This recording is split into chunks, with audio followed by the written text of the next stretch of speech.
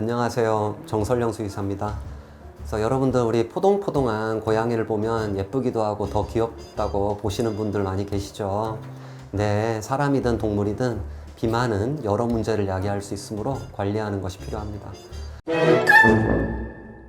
지난 시간에 개화고양이 BCS 해서 눈으로 보고 손으로 만져가지고 대략적으로 어떻게 판단하는지 잠시 설명을 드렸는데, 고양이가 정상 체중인지 비만인지 알 수 있는 방법은 여러 가지가 있는데 가장 이제 보편적으로 많이 쓰이는 방법은 눈으로 보고 손으로 만져 판단하는 것입니다.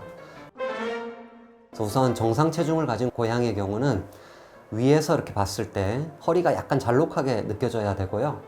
그리고 이제 허리를 만져봤을 때 이렇게 탄탄한 느낌이 들어야 합니다. 그리고 옆에서 보았을 때도 복부 라인이 약간 들어간 것이 좋고, 그리고 이제 적어도 가슴 라인하고 일직선이 되는 것이 좋습니다. 근데 이제 가슴 라인에 비해서 복부 라인이 좀 더 튀어나오면은 이제 비만하다라고 볼 수가 있겠죠.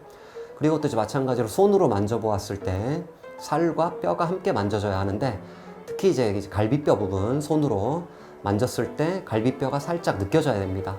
그런데 살이 찐 고양이는 위에서 보았을 때 허리 라인이 없죠. 그리고 옆에서 보았을 때 뱃살이 매우 늘어져 있습니다. 물론 그 파우치하고 좀 구별을 해야 되긴 하는데, 좀 호리호리한 고양이도 파우치가 축 처지는 경우가 있는데, 뭐 이런 경우에는 그 파우치 부분, 배 복부 살 부분은 좀 무시하셔도 됩니다.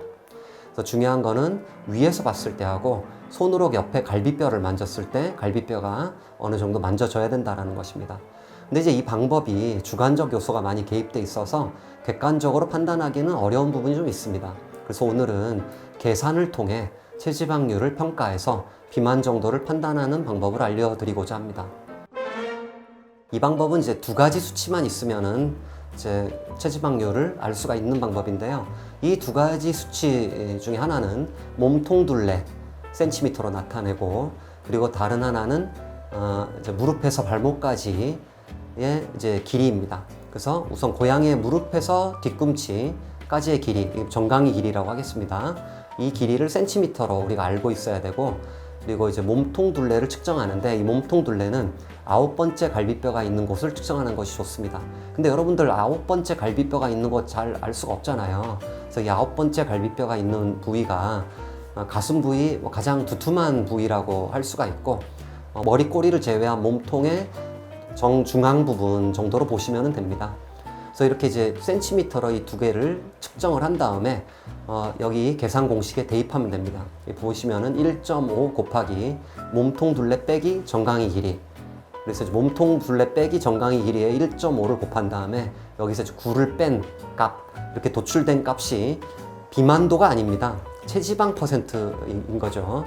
그래서 이제 체지방 퍼센트가 만약 30%를 넘어가면 우리가 이제 과체중 또는 비만으로 판단할 수 있습니다. 그래서 예를 들어 가슴 둘레가 42cm, 그리고 무릎에서 발꿈치까지 길이가 18cm, 매우 큰 고양인데 이거를 이제 대입해 보면은 1.5 곱하기 42 빼기 18, 그리고 이제 여기서 9를 빼면은 27이 나오거든요.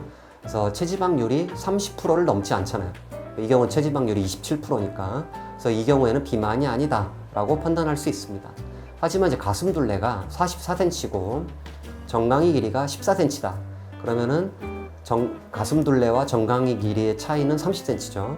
그 30 곱하기 1.5를 하면 45가 되고, 45에서 9를 빼면 36이 되겠죠. 그래서 체지방률이 36%가 되는 겁니다. 비만율이 아니고. 그래서 이제 30%를 넘으니까 체중 관리가 필요한 양이라고 할 수가 있겠다. 이거를 실제로 우리 동물병원에 있는 양양이하고 매그를 가지고 데리고 한번 측정을 해보겠습니다.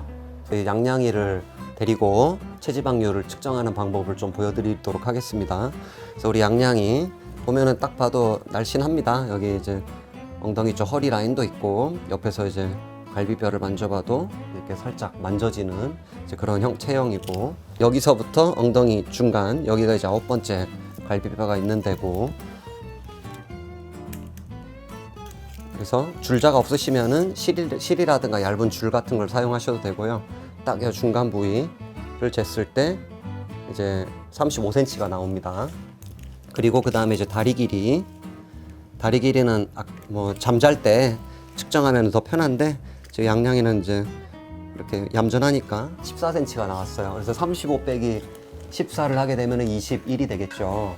그래서 21 곱하기 1.5를 하게 되면은 30이 좀 넘어가겠죠. 그래서 이제 뭐 31이라고 할게요. 그러면 이제 31 빼기 9를 하게 되면은 22가 되겠죠. 22는 체지방률이 되는 거고 30을 안 넘기 때문에 비만 관리를 할 필요가 없는 정상 고양이다라고 볼 수가 있겠습니다. 그 다음에 우리 냥냥이의 아들내미 매그예요. 얘는 이제 남자예요. 그래서 매그도 똑같은 방식으로 중간 부위, 두툼한 부위를 둘레를 잽니다. 그러면 이제 41이 나오거든요. 근데 이제 여러 번 하는 게 좋아요. 이렇게 해가지고 평균값을 내셔도 되고, 왜냐면은 1cm 정도 차이가 날 수 있는데 이렇게 좀 움츠려 있으니까 좀 오차가 날 수가 있어서 다시 재봐도 이제 다시 재면 또 40이 나오네. 그래서 약간 앞에서 잰 거고 좀 제일 두툼한 부위를 잽니다. 그래서 41cm가 나오거든요. 그래서 가슴 둘레는 41cm. 그 다음에 이제 다리 길이를 잽니다. 그렇지. 이렇게 딱 됐을 때 이제 16cm. 가슴 둘레는 41이고 다리 길이는 16이니까 41 빼기 16을 하면 25cm가 나오죠. 그래서 25에 1.5를 곱하면은 37.5cm, 37.5가 되죠. 그냥 38이라고 하고 여기서 이제 9를 빼면은 29가 되겠죠. 그래서 매그는 이제 냥냥이보다 약간 더 체지방률이 높죠. 29%니까. 그럼에도 불구하고 아직 30%가 안 됐기 때문에 비만 치료를 아직 시행할 필요는 없게 되는 것입니다. 그래서 아까 보신 것처럼 얘들이 좀 움직이고 이래가지고 이제 측정하는 좀 어려운 부분이 좀 있거든요. 그래서 여러 번 측정해 보셔가지고 이제 평균 값을 내는 것도 괜찮고, 그리고 뭐 잠잘 때 이제 좀 꿈틀대지 않을 때 그렇게 이제 재는 것도 좀 좋은 방법 중에 하나고, 그리고 재실 때 이제 장모종 같은 경우에는 좀 털 길이를 좀 감안해가지고 좀 타이트하게 이렇게 줄자라든가 실 같은 거를 좀 활용하는 게 좋고요. 단모종 같은 경우에는 좀 살이 들어가지 않을 정도로만 좀 타이트하게 이렇게 측정을 해주시면 됩니다. 이렇게 이제 비만 고양이로 판정이 되면은 이때는 이제 식이요법 등을 통해서 비만 치료를 실시하는 것이 좋습니다. 네, 감사합니다.